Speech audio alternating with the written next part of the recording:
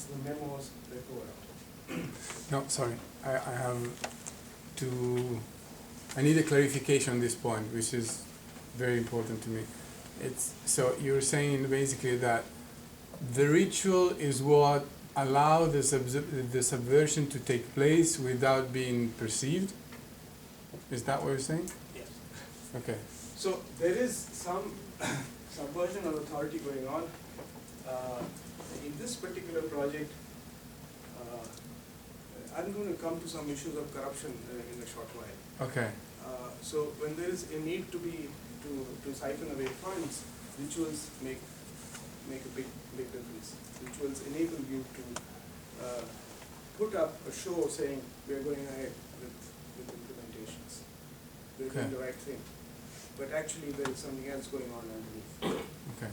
So it's a facade, basically. It's a facade, yeah. It's an overtly rational behavior. Another word for facade. When this ties into this question about context and developing, if you look at some of the work that my team has done on the rituals of what is it called, the user involvement, and this was in development in Britain. The same thing happens. It's me, and then people are led to believe that they're being consulted, and the developers go back and design the system any way they like. But the users feel, oh, we've been heard. Never mind that what they said is not in the system anymore, that they felt that it wasn't. And I think it's called rituals, magic, something or other. That's the name. Yes, that's right. That's right. But every time Mike says this, I used to raise it, I said, well, if the whole intention is to get the implementation done, does it really matter? If the users just feel that they have been heard and then now they say, well, we own the system, whether it includes anything that, then he said, oh, that's the cynicist way of looking at it. Well, that strategy. I mean, there are different ways to actually do that. But I think the context plays a very important role. There's also subversion of authority in that Mike's work, which has to do with rituals. So to play out, I think a different concept. That's right.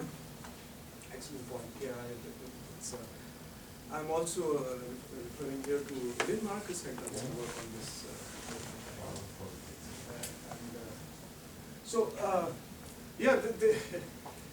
I'll have some more to say about this as we go along. There's issues of voice, there's issues of corruption, and of course issues of caste which show up. I have slides on that.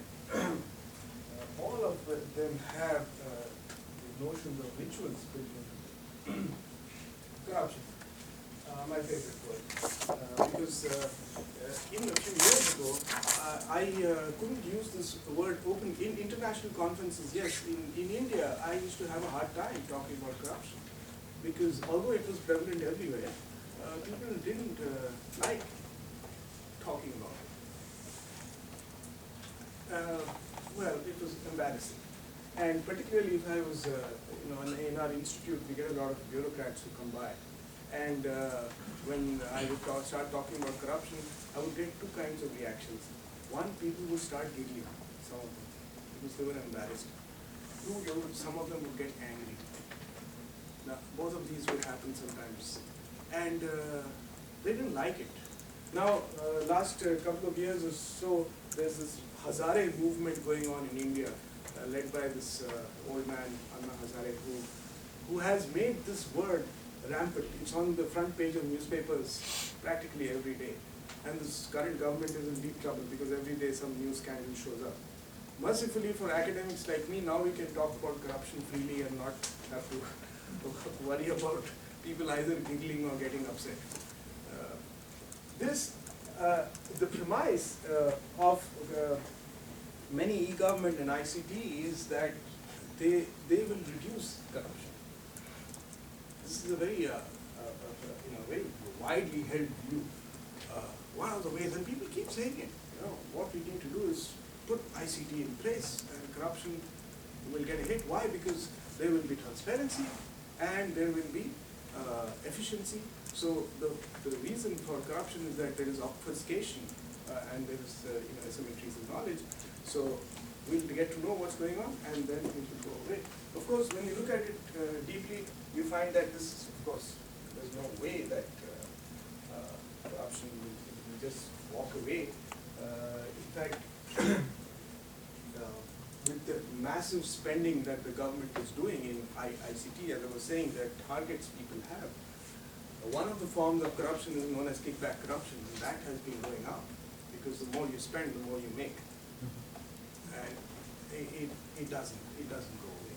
Some forms of corruption, what are actually called grease money corruption, which is speed money. You want your file to move faster, that goes away because yes, efficiencies improve, e-government improves efficiency, so that goes away. Another form of corruption, which it's called corruption without theft, appears to be tolerable. There are two things people say: corruption with theft and without theft. To give a simple example, if you have a toll road, now corruption with theft is when the guy, a truck shows up and the truck has to pay, say, 100 rupees of toll. So this guy says, you give me 50 rupees and you go. Okay? Now he keeps it for himself. So the government is deprived of the 100 rupees. So this is corruption with theft. Now the corruption without theft is, you say, you take the 100 rupees and say, no, you give me 10 rupees more and then I'll let you go. But I'll give you a ticket for the 100 rupees so that the government gets its revenues. Now the government is perfectly happy with this system. They're saying, well, we got our revenues, that fellow made a little bit extra, so that's not, we didn't lose, it's the cost is being passed off to the trucker. So e-government tends to help with that, which is corruption without theft. So the government is very happy. So they put in e-government systems and help them out in that respect. Comment on this. One time I was at a workshop at the LSE, and then somebody was defining corruption as transfer payment. So the notion is that this your toll fellow, he deserves a good salary, and the government can afford to pay. And basically they've outsourced this salary to the source. Yeah, actually, it has a very strong historical tradition, though. I mean, when the British government, colonial, they used to pay, they said, okay, district magistrate should be getting 1,000, but we'll pay him 3,000, so he has got no, so this was one view. And the other view is, well, he's going to get 3,000 anyhow, so just give him 1,000. That's right. Salami. How about this, can you tell us something about this so-called soft corruption, where there is no theft? For example, the government pays for employees to do their job, and they don't do it, actually. For example, a health worker does not come on time, or do some sabotage with his time or her time. Isn't it that also who loses? The citizens. They lose, and the government perhaps has no idea of what's going on. Is that considered also kind of soft corruption? Yes, certainly. In fact, there's this interesting story about in Karnataka, if you deliver a child, a mother delivers a child in the hospital, you got to shell out because they won't let you see the child until you shell out. For boys, it's 300. For girls, it's 200. So they have perfect price discrimination. So that corruption is there. It's rampant. It's rampant. It's very widely practiced. What does e-government do in this? In some cases, the transparency goes up because the central government begins to see what is going on. For instance, if a patient came in and left the hospital without being registered, the government never got to know what happened. So the people pocketed the money. Now at least you enforce that anybody who steps in has to be registered. So at least they know how many people showed up in the hospital, but they have no idea how much was collected. So, and most of it is supposed to be free anyway, but there's still. So yes, It's rampant. And one more question. Are there, for examples where not those that ask for money, but though there are people that on the other side, for example, if there is a school or university, there might be teachers that would be corrupted. But what do you think about the part of the students? Don't some students like to pay rather than to show performance in order to Of course. to get their grades here? We're talking about the grades. So What is your point here? my point is, No, no, no. what are there these cases that you are aware of or not? Yes, yes, yes. Your opinion is I'll required. give you a simple example, taxes, for instance. Now, the tax department in India is desperately corrupt. In fact, their own employees tell me that 90 to 95% of them are corrupt. They just take money. They take money even for filing your taxes. So you want to file your tax? Okay, you shell out something and then they'll file it, because then if you don't file it, you have to pay a higher fine. Now, yes, people want to avoid paying taxes, will bribe the official and get stamp. It's corruption with theft. That's happening too. The question here is, can e-government or ICT reduce corruption? And the answer is, it's far too complex for us to make this overgeneralization, which is seen in the literature. I mean, people saying, well, you all we need is transparency and efficiency and corruption, just walk away. No. It's very complicated. There's too many subtleties involved that enable us to, well, do a lot of PhDs on this, but also to look at the question in much more detail, and the local context there is very, very important. I won't dwell on this. I've mentioned this before. Amartya Sen has these ideas on development. Why do I use Amartya Sen and not other thinkers? Well, he's one of the guys who got a Nobel Prize, so there's some legitimacy. If you wear a Nobel Prize on your chest, you that guy knows what he's talking about, and you can use him. You know, in theory, if you send a paper to a reviewer and you're citing Sen, they can't throw it away. If you cite me, then throw it away. So practically speaking, it gives you some legitimacy. His ideas on freedom and capacity building are very philosophical, and as you will be aware of, they're very hard to operationalize.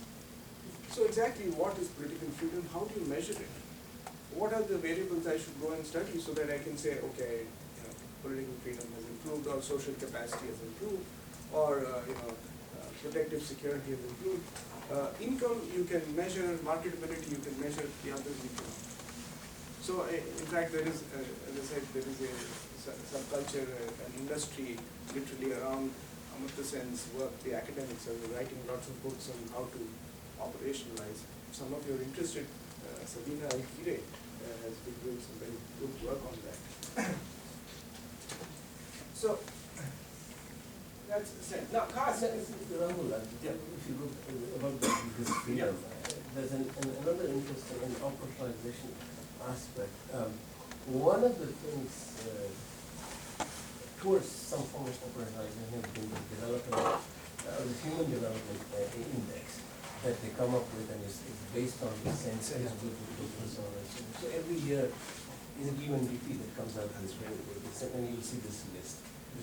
I was always amused to see which countries are on that list. So US is 17, there is, we told you so. Norway is pretty high up in there. But then you find countries like UAE, or you find, countries that you don't think in terms of political freedom in that. So it's not there. That aspect is not there at all, and a lot of dictatorial. I think Libya was there higher at one time. Singapore. Absolutely. Sen himself criticizes Singapore, and it's very high on his own index. No, with all those indices is very good in that. No corruption, for example, and so on and so forth. The cab drivers are actually down your cab fare, and so on and so forth. But it's a very tough issue in that point. Yes, political freedom. Exactly. I'll just get some water.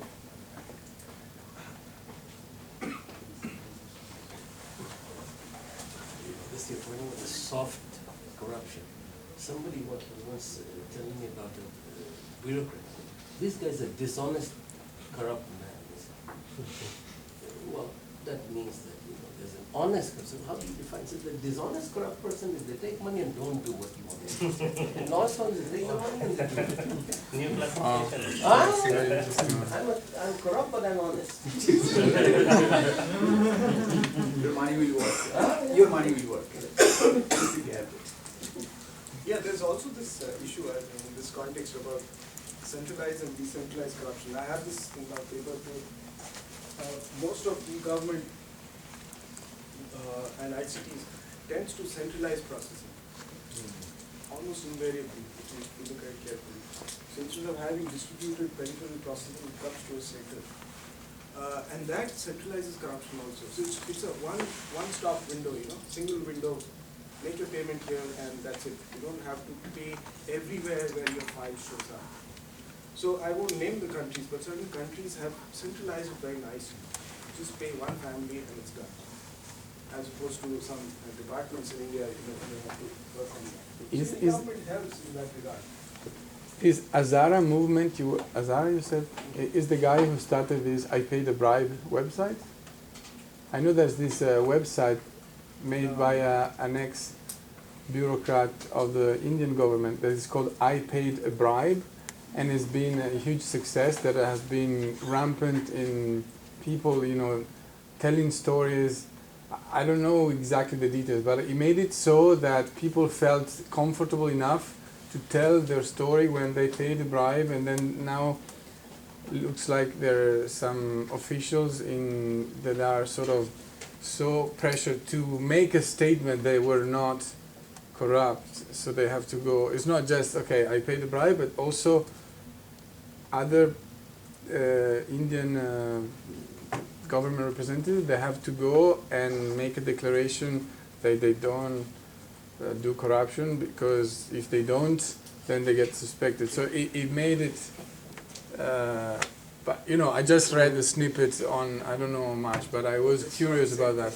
No, Anna Hazare is a very different, Okay. he's an ex-army man, I believe. He's quite old now, retired. He's been fighting this for many years. He's been fighting corruption. And he has this very long fasts he goes on. So he Fast? Yeah, Hunger he- strikes. hunger strike. Okay. So he goes to Delhi and he sits in a park and he says, I'm going to stop eating. And last year he forced the government to show up. He's really on his, I think, second or third week. Yeah. Food, nothing. So the government had to show up, arrest him, put him in a hospital, and they had to, and he had a huge following, huge. In fact, there were candlelight vigils in most parts of the country. People were. He is also the Gurudev. Well, that.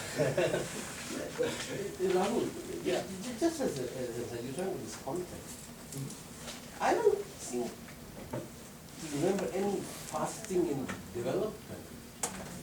So no, Norwegian would come and say, "If I say, oh, fine, go ahead." Yeah. But why does fasting work in our part of the world? Is it, is it in the conscience of it? Well, you have Yeah, to occupy. the whole country killed. Developing people, they are according to fasting. Probably it's a development. It's one of the philosophy derived from Gandhi's Yeah. ideology. That not anarchy. Yeah, not everybody can pull it off. If Ramdev goes on a fast, nobody will care. Yeah, no, they will, but yeah, there were. No, In protest. Yeah, it's Yeah, it's rarer, but not many people. So here is do another that. issue which I also believe is there in most parts of the world. I've been discussing this extensively with people from developing and developed countries. Caste is the word we use for kinship relationships. Okay? Caste can come from ethnicity, the language you speak. Caste can come from the geographical region you are from. Caste can come also from the religion you practice. It can come from various sources. You have these kinship relationships, and because of which because of the aggregations, the social aggregations that you have, power emanates from the caste that you belong to, or you don't have power. So some sociologists like to say that there are dominant and non-dominant castes. So in a particular village in India, you may belong to a dominant caste, which doesn't mean that you are more numerically or you have more money. That may not be the case. You may be dominant because historically you've had that position. Now it begins to matter a lot. Almost all the politics in India, whether it's in my state or it's in some other states, is heavily driven by caste and tribal affiliations. And the politics drives the power relations within the entire bureaucratic hierarchy. So what happens is, even in e-government implementations, the dominant castes have in some way influence on what gets implemented, what ICT shows up, the design of the ICT. What is more, they are able to usually manipulate the existing ICT artifacts or infrastructures to enhance their own abilities, their own capacities. Now, I've been working on this for a while. Recently, one of my students, JB, also finished his thesis on this, showing in a state of Uttar Pradesh, he was looking at this system called Lokvani, which is meant for grievance redressal. The community you belong to defines in a very strong way how much redress you are able to have on your complaint and how much voice you are able to have. Now, the voice part is somewhat neutralized, meaning if you are from a non-dominant caste, the system lets you have a voice as much as the other guy. Sometimes there are hindrances, but the voice part is improved. Regress part is not improved at all. What do you mean by regress part? Sorry. Well, if you go and complain about water not showing up, in your village, if you're from a in your house or your neighborhood, if you're from a non-dominant caste, most likely you won't get redress. But if you're from a dominant community, you can go and get it done. The water will still not be billed. When Yes, you can file a complaint and a repeat complaint, the water won't show up. If your tax refunds didn't show up, something, you can file complaints. If the school teacher in your school doesn't come and doesn't teach your children, you can file a complaint. If you're from a dominant community, you can get that addressed. But if you're from a non-dominant community, most likely it won't get addressed. But it will get voiced. It will register in the system. It will get, as we say, it will get recorded. It will become a permanent record. Stays. So are you saying that this rule is built into the e-government system, into the program? No. It's how does this happen? E-government is done in purely scientific software engineering, language and procedures. So if we are building a system for grievance redressal, we will look at issues of how will the form look like, and how will it get sent to the district magistrate's office, and how it will get redistributed, where it will get recorded, and so on. It does not never talk about the caste position of the user. Never. The user is let's say a faceless person, a citizen of India, who does not have a caste, who does not have a gender, who does not have access to land or not. That is never the question. And those are some very fundamental issues that show up. But however, the user, when he or she walks into a kiosk, has a gender, belongs to a caste, has education or not, has access to land or not. And of course they can file a complaint, but their redress will not be guaranteed.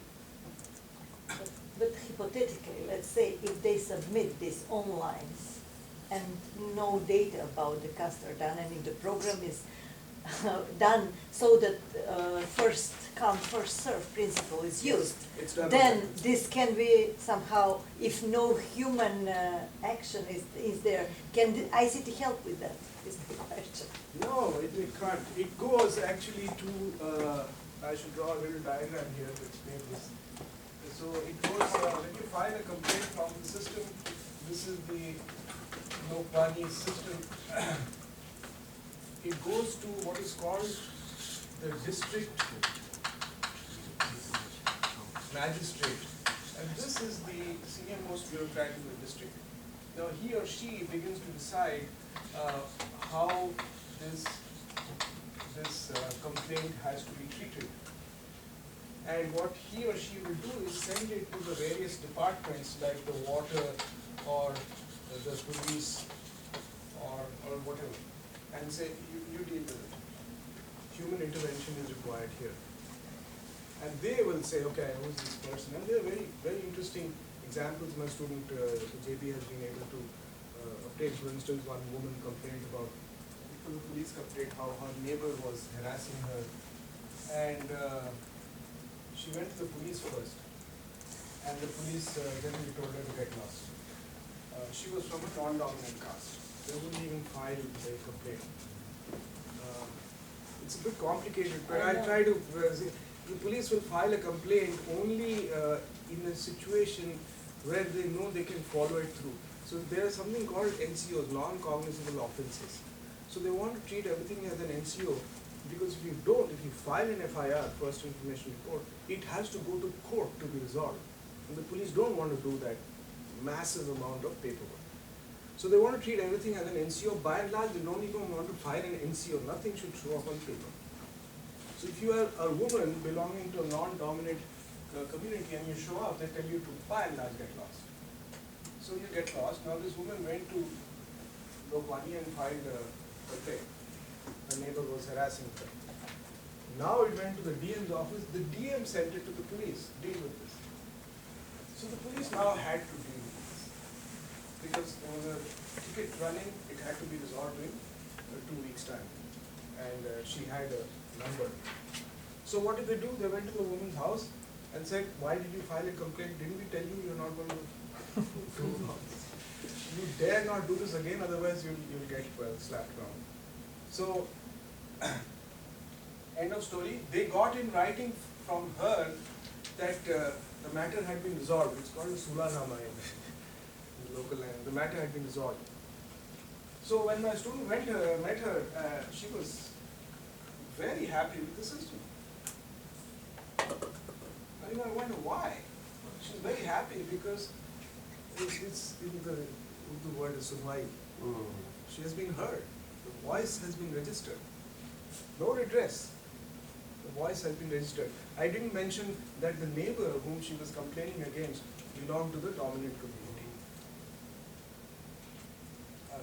But did the neighbor attitude change after all this, or it was still the same? I think it remained the same. There were certain cases in which the neighbor's attitude did change. There was another case of an assault in which the neighbor's son was molesting a non-dominant woman. That changed, yes. Although the police did nothing about it. So certain consequences worked out informally, not within the system. Yeah. Like the guy knew that he was in the system somehow. Yeah. Yeah. It's still there. The entire database is publicly available of Lokbani.